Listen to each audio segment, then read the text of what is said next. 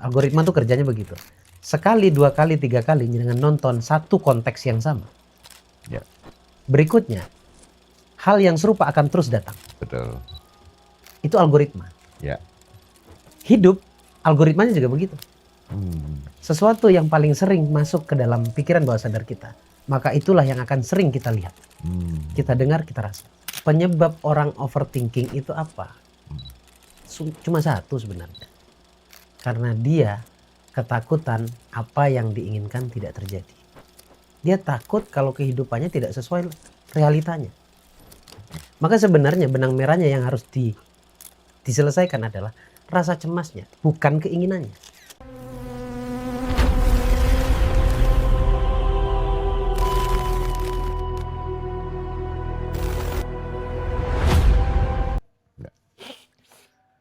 Assalamualaikum Gus.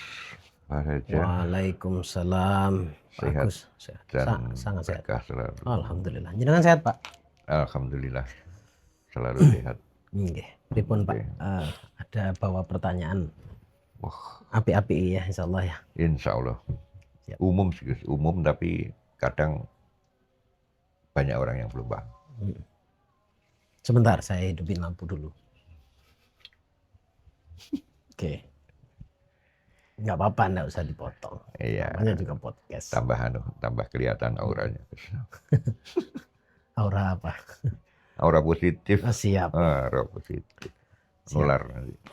Ngopi kita ya? Ngopi. Ngopi. Seperti biasa Gus. Ngobrol, olah pikiran dan hati. Penapal katanya. Monggo Pak Agus. Oke Gus. Kita itu sering dengar atau sering membaca istilah akal, pikiran, dan otak. Kalau otak kan mungkin organnya ya Gus. Ya. Nah, ada dua tentang akal dan pikiran itu sendiri. Menurut Gus Baraja, definisi yang lebih pas tentang keduanya itu seperti apa? Akal dan pikiran. Nah. Ini akal dan pikiran konteksnya sama atau akal dan pikiran yang dimaksud pikiran adalah pikiran bawah sadar? Pikiran secara umum. Oke. Pernah saya tahu atau saya dapat ini ya pencerahan kalau ibaratnya antara mesin dan setir mobil. Artinya pikiran itu mesinnya, sedangkan akal itu setir mobilnya yang mengarahkan. Nah itu penerjemahannya seperti apa? Pikiran itu kan ruang Pak sebenarnya. Makanya pikiran sadar itu ada kapasitasnya, berarti kan ruang. Ya. Pikiran bawah sadar ada kapasitasnya. Nah, akal itu adalah yang mengarahkan. Oke. Ya, atau sebut saja akal itu yang mendaur ulang apapun yang ada di dalam pikiran sadarnya. Akal itu adalah yang menggerakkan atau semua data yang ada di pikiran sadar. Gitu. Jadi sederhana sebenarnya, antara akal dengan pikiran memang berbeda. Akal itu ketika menggunakan data yang ada di dalam pikiran sadar. Tapi pikiran yang dimaksud itu benar, wadah, hanya ruang. Ya kan tadinya kan nggak punya apa-apa, ini nggak punya apa-apa, ini nggak punya apa-apa. Paling kalau dari sisi spiritualnya ini bawa iman, bawa keyakinan ke Allah. Kapan itu dimasukkan? Wah, itu 4 bulan sebelum ketika kandungan itu berumur 4 bulan sudah ada perjanjian dengan Allah dan itu masuk iman itu di situ. Ya. Itu nanti kalau kita bahas bawah sadar, tapi bahas pikiran ini normal, nggak ngerti apa-apa awalnya. Kemasukan data. Iya, wadahin nggak punya apa-apa gitu maksudnya. Tapi kemudian seiring berjalannya waktu, tubuh bertumbuh, ya kan, pikiran juga bertumbuh. Bertumbuh yang dimaksud adalah karena banyak data yang masuk ke situ. Iya. Nah, kemudian akalnya apa? Akal itu yang menggerakkan data yang ada di dalam pikirannya.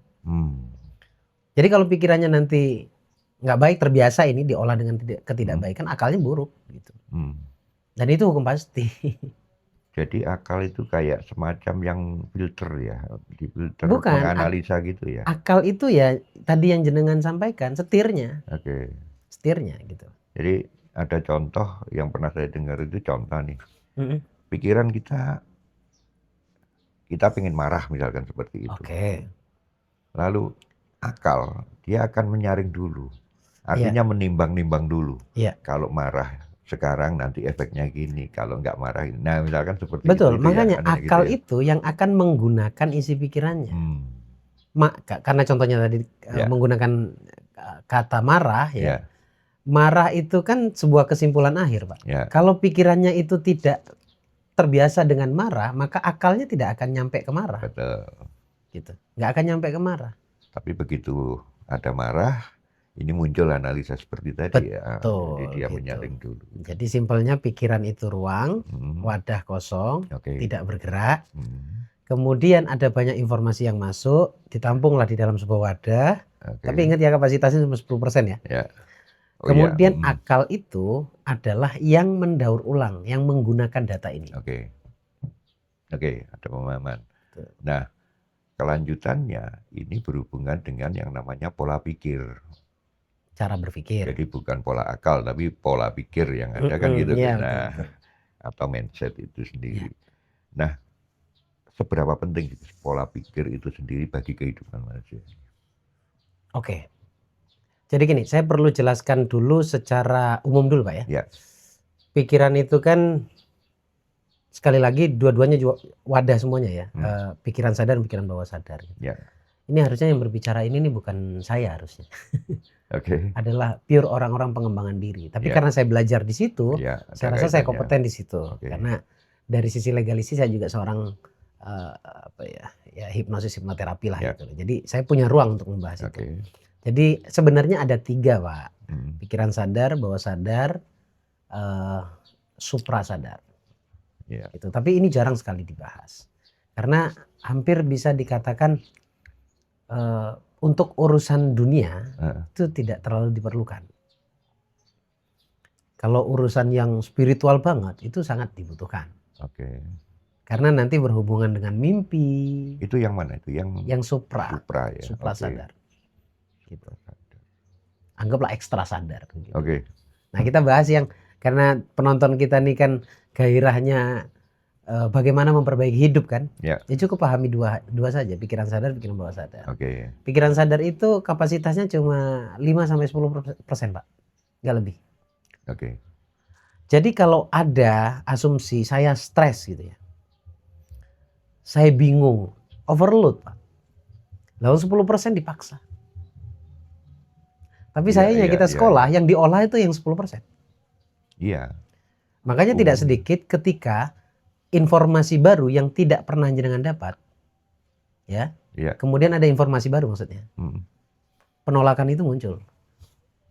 Karena nggak sama. Ya kan? Nah, pikiran sadar tadi 5-10%. Sebenarnya by fungsi ya. Fungsinya adalah mengambil. Mengambil semua kejadian, semua informasi yang pernah terjadi dalam hidupnya. Dialami dalam hidupnya. Itu pikiran sadar. Yang bekerja untuk mengisi data di dalam pikiran sadar ini adalah panca inderanya. Betul. Kita buat sederhana seperti ya yang penjelasannya. kemarin jelasin itu ya. Audio, visual, kinestetik. Jadi kita ini sebenarnya cuma copy paste. Copy kepikiran. Ya. Paste direalitakan. Oke. Jadi apapun ya kita cuma mengambil tok ini. Kita belum menjadi diri kita sendiri. Makanya pentingnya belajar itu sampai apa? Sampai ke liang lahat. Oke. Untuk menemukan kita ini siapa sebenarnya kita. Nah kan balik lagi 10%. Kemudian lompat ke bawah sadar. Karena tadi fungsi pikiran sadar itu mengambil. Pertanyaan besarnya disimpan di mana? Simpan di situ, bawah sadar. Makanya kapasitasnya jauh lebih besar. Kalau orang zaman dulu tidak nyebut bawah sadar. Tapi menyebutnya hati itu seluas samudra. Sebuah pengimbaratan. Samudra itu kan besar. Apa yang tidak masuk di samudra? Begitu juga apa yang tidak masuk di dalam bawah sadar. Semuanya masuk. Bahasa kekinian disebutnya semua yang terisi di bawah sadar itu sebuah medan elektromagnetik yang berpotensi menarik apapun atau merealitaskan apapun. Jadi semua yang ada di dalam pikiran bawah sadar itu adalah program. Saya cuma pikiran akal saya aja Pak ya. Pencipta laptop dasarnya mungkin ini Pak. Pencipta handphone dasarnya ini. Algoritma media sosial dasarnya juga ini. Mungkin teman-teman kalau udah paham ilmu ini nggak aneh ya, tapi kita coba share informasi buat teman-teman yang masih belum paham. Oke. Kesannya ada yang lucu, sebenarnya nggak lucu. Algoritma tuh kerjanya begitu. Sekali, 2 kali, 3 kali dengan nonton satu konteks yang sama. Ya. Berikutnya, hal yang serupa akan terus datang. Betul. Itu algoritma. Ya. Hidup, algoritmanya juga begitu. Hmm. Sesuatu yang paling sering masuk ke dalam pikiran bawah sadar kita, maka itulah yang akan sering kita lihat. Kita dengar, kita rasa. Ya, lagi-lagi ya, tadi ya saya bilangnya, pikiran nakal saya, pencipta elektro, kayak laptop gitu, Ya, handphone ya. dan lain sebagainya. Betul. Mungkin dasar berpikirnya ini, mungkin. Jangan disalah-salahin dulu nih oleh Ya. penonton itu, mungkin. Tapi coba ditelaah, ada kemiripan yang sangat-sangat Ada. kuat gitu loh. Betul. Media sosial. Ya. Jangan-jangan dasar awal berpikirnya di situ. Sesuatu yang 1-2 kali dilihat akan muncul terus itu. Kalau dari sisi bawah sadar itu masuk rekam. Akhirnya muncul terus, narik itu terus ya. Realitasnya kita akan dipertontonkan itu terus. Ya. Maka ketika orang terprogram baik, maka yang ditonton tuh bukan film nih ya. Ya. Bukan media tapi Yang direkam tadi. Yang direkam itu adalah kebaikan, datanya baik, programnya baik. Maka kehidupannya yang dia lihat, dengar dan rasakan ya baik juga. Oke. Begitu juga sebaliknya. Ya, itu analog. Dan ini sudah bisa menjadi jawaban why, mengapa saya sial terus, mengapa ada orang berkemudahan terus. Hanya perkara program, Pak. Makanya saya sering ulang-ulang bahkan sampai detik ini bahwa urusan kaya dan miskin itu urusan mindset. Mindset itu keseluruhan, ya pola pikir tadi, pertanyaan jenengan tadi. Sudut pandangnya seperti apa terhadap objek yang diinginkan. Gitu. Okay. Ini kita masih di batas pikiran sadar, pikiran bawah sadar ya. Saya belum giring ke spiritualnya ya. Yeah. Jadi apapun yang kita lihat, maka itulah yang akan menjadi programnya kita. Yang kita dengar, maka itulah. Segimanapun kita menolak, iya. Karena bawah sadar punya satu kelemahan. Repeat, pengulangan. Okay. Itu kelemahannya. Jadi misal jenengan punya prinsip A gitu ya. Udah dibangun nih, udah lama prinsip A. Kumpul saya terus. Saya membicarakan sesuatu yang berbeda dengan prinsip jenengan. Sakit di awal, iya. Awalnya iya. Iya, stres. Nggak sama soalnya datanya. Betul. Tertolak dong, denial dong. Tapi ketika jenengan memaksa diri, terus kita ngobrolin sesuatu yang berbeda dengan prinsip jenengan. Nah itu kelemahan bawah sadar tuh. Karena satu diulang-ulang dan juga dia punya kelemahan. Saya nggak bilang ini kelemahan sih. Bisa jadi ini kelebihan. Dia nggak bisa membedakan mana benar, mana salah. Dia nggak bisa membedakan mana imajinasi, mana realita. Karena realitanya, bahkan dia tidak bisa menerima kata tidak dan jangan. Jadi semuanya masuk, Pak. Dan yang sering masuk, dominan, medan energi yang dominan di dalam bawah sadar, itulah magnet sejatinya kita. Magnet, ya. Jadi urusan, sekali lagi, urusan kaya miskin itu bukan tentang agama. Tapi kalau ikutin aturan agama, ikutin benar-benar aturan yang sebenar-benarnya loh ya. Ya. Kaya kita. Kaya kita. Jadi tadi bilangnya bukan karena agama. Gini loh. Pemahaman-pemahaman di agama kalau benar, yang kalian dengarkan itu yang benar maksudnya. Ya. Itu akan merubah mindsetmu gitu loh. Oke. Ya kan? Ini logik banget ini. Kita mulai 15 menit di awal ini sudah ngeh. Oke. Udah, oh iya. Poinnya teman-teman dapat kesadaran. Tapi belum dapat solusi. Oke. Kan ini kan saya bicara why-nya. Ya. Belum how-nya. Ada nanti how-nya. Ya ada, dijelaskan juga, kalau nggak praktek ya percuma. Betul. Oke. Nangkep ya maksudnya? Ya, oke. Nah, berkenaan dengan tadi cerita pikiran ini. Kadang kan orang ini punya yang namanya overthinking ya, pikiran yang berlebih. Kayak gitu ya. Okay. Nah ini kan kita bicara how ini artinya kan salah satunya cirinya seperti ini. Ya, mengendalikan pikiran seperti itu kan. Betul. Lalu yang kedua ini membangun pola pikir yang positif tentunya, karena tadi kan terekam gitu. Ya. Nah, artinya di sini ada dua kasus. Yang pertama ini tentang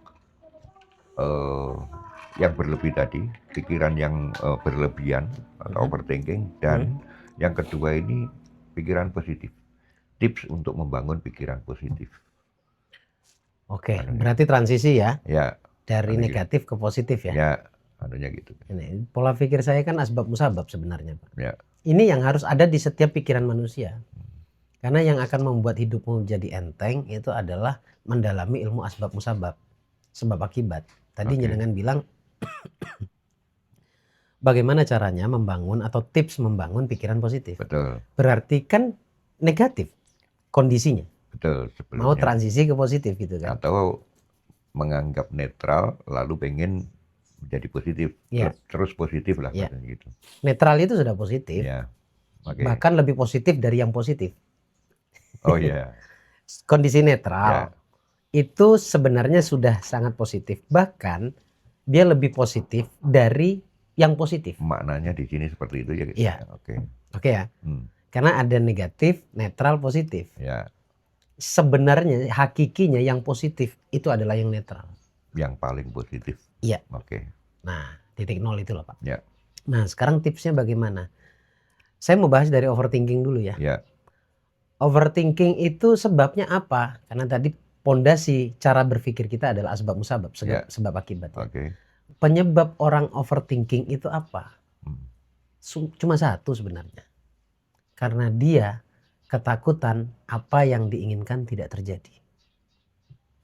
Apa yang dia inginkan tidak terjadi. Dibungkus dalam satu keadaan, satu rasa. Penolakan. Muncullah overthinking. Takut atau cemas berlebihan. Atau anxiety. Ya. Kalau udah disorder bahaya kan gitu. Ketakutan, kecemasan. Yang ditakutkan apa? Yang dicemaskan apa? Ya yang diinginkan tidak terjadi. Dia takut kalau kehidupannya tidak sesuai realitanya. Maka sebenarnya benang merahnya yang harus diselesaikan adalah rasa cemasnya, bukan keinginannya.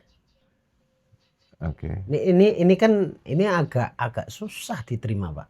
Karena ketika kita berkeinginan sesuatu lalu muncul ya kan, muncul ketakutan keinginan ini tidak terrealisasi, maka pikirannya akan terus memforsir bagaimana caranya ini terrealisasi.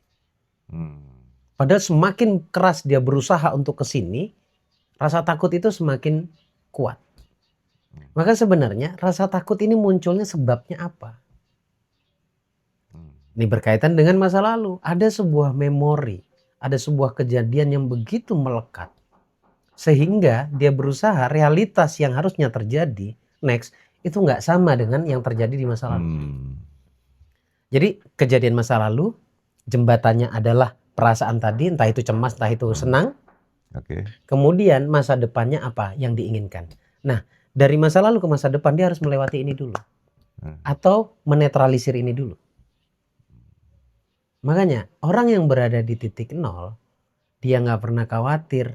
Bahkan kalaupun tidak dikabulkan, dia masih oke dengan kehidupannya. Nggak ada rasa takut. Jadi benang merahnya harus tahu dulu. Overthinking itu karena sebab apa? Karena sebab punya ketakutan. Ketakutan itu dipicu oleh apa? Oleh sebuah kejadian di masa lalu yang akhirnya di masa depan dia berusaha keras supaya ini tidak terjadi lagi. Berarti kan pemantiknya adalah atau pemicunya adalah rasa takut itu sendiri. Berarti bagaimana? Ini harus diberesin dulu. Diberesin tuh dalam artian begini. Sebenarnya itu ada kemelekatan. Nah, saya perlu jelaskan lagi ya. Sedikit ya. Bahwa setiap kejadian itu dipicu oleh masa lalu kita tuh selalu terlibat dengan seseorang dan kejadian. Dan di saat yang bersamaan maka muncullah sebuah perasaan.